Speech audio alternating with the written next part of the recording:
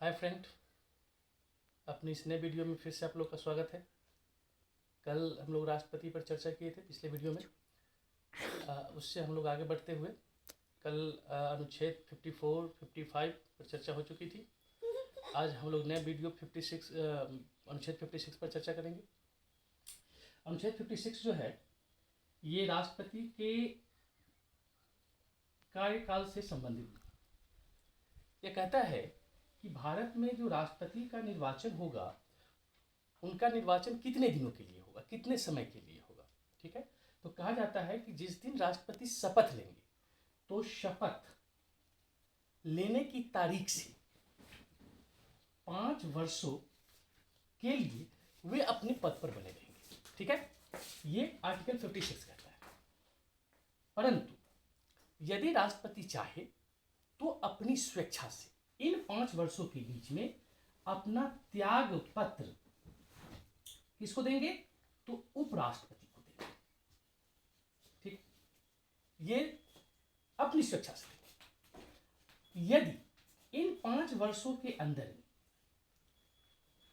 कानूनी प्रक्रिया के तहत यदि राष्ट्रपति को उनके पद से हटाने की बात हुई तो उन्हें हटाया भी जा सकता है, जिसके लिए अनुच्छेद 161 में राष्ट्रपति को उनके पद से हटाने की चर्चा की गई है, जिसे महाभियोग कहा गया है, इम्पीचमेंट। अब हम लोग चर्चा करेंगे कि अनुच्छेद 61 यानी कि महाभियोग क्या है। तो राष्ट्रपति को उनके पद से हटाने की यह कानूनी प्रक्रिया है। ये महाभियोग जो है भारतीय संविधान में अमेरिका के संविधान से लिया गया है। ठीक है, ये होता क्या है, तो यदि राष्ट्रपति संविधान का उल्लंघन करे, ठीक है, या राष्ट्रपति किसी कदाचार में दोषी पाया जाए तो अनुच्छेद 61 के तहत महाभियोग की प्रक्रिया चलाकर राष्ट्रपति को उनके पद से हटाया जा सकता है।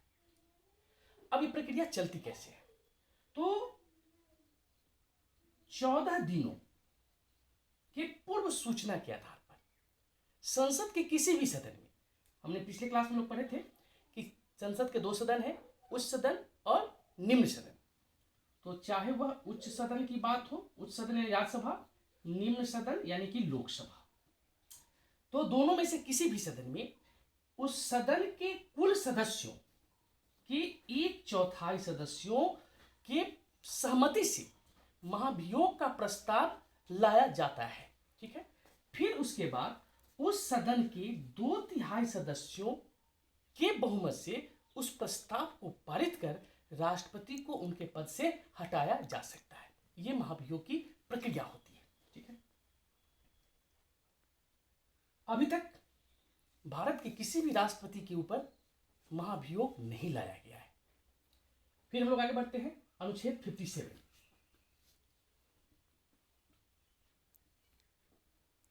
56 में क्या था, तो कार्यकाल, और 57 कहता है राष्ट्रपति का पुनर्निर्वाचन।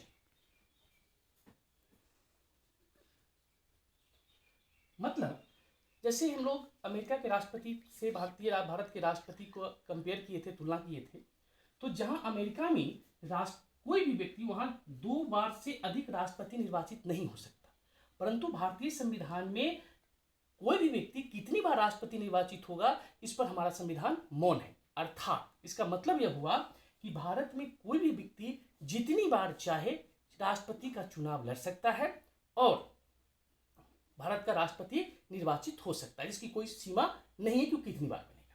ठीक है, इस निर्वाचन से एक बात में याद आया कि पिछली वीडियो में हमने चर्चा किया था जमानत जब्त होना। तो जमानत के लिए जो राष्ट्रपति को 15,000 रुपए की राशि उनके नामांकन के समय जमा करनी पड़ी थी, ये जमानत की राशि वापस कब होगी, तो जब कुल मतदान का 6% या इससे अधिक मत यदि राष्ट्रपति को प्राप्त होता है तो उनका जमानत का राशि वापस होगा, अन्यथा उनका जमानत का राशि जब्त कर लिया जाएगा। इसी को जमानत जब्त होना कहा जाता है। ठीक है, ये ध्यान रखना, अक्सर एग्जाम में क्वेश्चन पूछा जाता है कि जमानत बचाने के लिए किसी भी उम्मीदवार को कुल मत का कितना वैध मत चाहिए, तो कितना चाहिए, तो 6% चाहिए, 6%। अब आइए अनुच्छेद 58।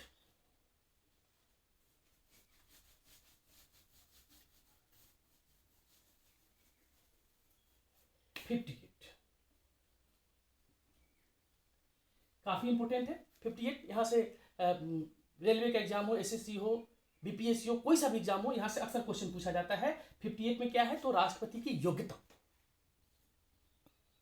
की बात की गई, यानी कि भारत का राष्ट्रपति कौन होगा, ये बड़ा अहम प्रश्न है।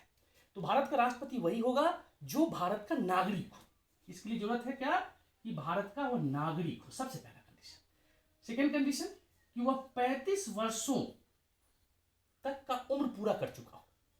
तीसरा, वह लोकसभा के सदस्य निर्वाचित होने की योग्यता रखता हो। साथ ही यह व्यक्ति आर्थिक रूप से दिवालिया या मानसिक रूप से पागल ना हो। इसके अलावा वैसा कोई भी व्यक्ति जिसके ऊपर अपराध सिद्ध नहीं किया गया हो, यानी कि किसी मामले में वह दोषी नहीं हो, इस तरह के व्यक्ति को भारत के राष्ट्रपति के लिए ये जो योग्यताएं हैं, इस योग्यता को वो अगर पूरा करते हैं तो वह राष्ट्रपति के लिए निर्वाचित हो सकते हैं, अन्यथा नहीं। अब इसके आगे हम लोग बढ़ते हैं। राष्ट्रपति को उनके कार्यों के लिए 5 लाख रुपया 5 लाख रुपया मासिक वेतन दिया जाता है। ये जो वेतन होता है ये आयकर से मुक्त होता है, अर्थात इनको इनकम टैक्स नहीं लगता है। साथ ही जो इनका निवास स्थान है राष्ट्रपति भवन, वो भी बिल्कुल इनको मुफ्त दिया जाता है, इसका भी उन्हें कोई चार्ज नहीं देना पड़ता है। अब आते हैं आर्टिकल 59, अनुच्छेद 59 क्या कहता है उसको देखिए।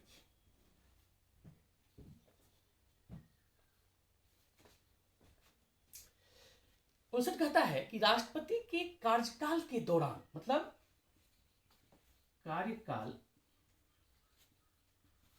के दौरान जो उनकी उपलब्धियां हैं या उनके जो भत्ते हैं या जो उनके वेतन हैं, ये वेतन में कमी नहीं की जाएगी, ठीक है। तो एक प्रश्न अक्सर पूछा जाता है एग्जाम में कि राष्ट्रपति को जो वेतन दिया जाता है वो वेतन कहां से मिलता है। तो राष्ट्रपति को जो भी वेतन मिलता है वो वेतन भारत की संचित निधि से मिलता है। कहां से मिलेगा, तो संचित निधि से दिया जाता है, ठीक है। फिर इसके आगे हम लोग बढ़ते हैं अनुच्छेद 59 के बाद अनुच्छेद 60 शपथ। अनुच्छेद 60 में राष्ट्रपति के शपथ की चर्चा की गई है। अब प्रश्न उठता है कि राष्ट्रपति को शपथ कौन दिलाता है। तो भारत के जो राष्ट्रपति होंगे उनको उनके पद की गोपनीयता का शपथ भारत के सर्वोच्च न्यायालय के मुख्य न्यायाधीश के द्वारा दिलाया जाता है। सर्वोच्च न्यायालय के मुख्य न्यायाधीश के द्वारा दिलाया जाता है। लेकिन एक प्रश्न उठता है कि यदि मान लें कि जिस समय राष्ट्रपति का निर्वाचन हो और उनकी शपथ की बात हो और ये मुख्य न्यायाधीश अनुपस्थित हो, तो उस स्थिति में क्या होगा। तो उस स्थिति में जो भी सर्वोच्च न्यायालय के वरिष्ठ न्यायाधीश होंगे वही राष्ट्रपति को उनके पद की गोपनीयता का शपथ दिलाएंगे। क्लियर, अनुच्छेद 60 हो गया। उसके बाद हम लोग आते हैं अनुच्छेद 61 की चर्चा हम लोग कर लिए हैं। महाभियोग, इम्पीचमेंट, महाभियोग 61 में किया गया है। फिर आते हैं अनुच्छेद 62, अनुच्छेद 62। अनुच्छेद 62 जो है यह कहता है कि यदि किसी कारणवश राष्ट्रपति का पद यदि खाली हो जाता है, पद रिक्त हो जाए, तो उस स्थिति में राष्ट्रपति का निर्वाचन कितने दिनों के लिए होगा। तो यह कंडीशन समझना है। जैसे मान लिया जाए कि कोई भी राष्ट्रपति हैं, वर्तमान राष्ट्रपति हमारे रामनाथ कोविंद ही हैं, अगर इन्होंने 2 साल, मान लीजिए लगभग 2 साल, अगर ये 2 वर्ष का कार्यकाल इनका रहा और इनकी मृत्यु हो जाती है या एक त्याग पत्र देते, किसी भी कारण से पद रिक्त हो गया, तो क्या अगले राष्ट्रपति का जो निर्वाचन होगा वह निर्वाचन 3 वर्षों के लिए होगा या अगले पूरे 5 वर्षों के लिए होगा। ठीक है, तो अनुच्छेद 62 के तहत अब जो नए राष्ट्रपति का निर्वाचन होगा, उनका निर्वाचन पूरे 5 वर्षों के लिए किया जाएगा, न कि शेष कार्य के लिए किया जाएगा।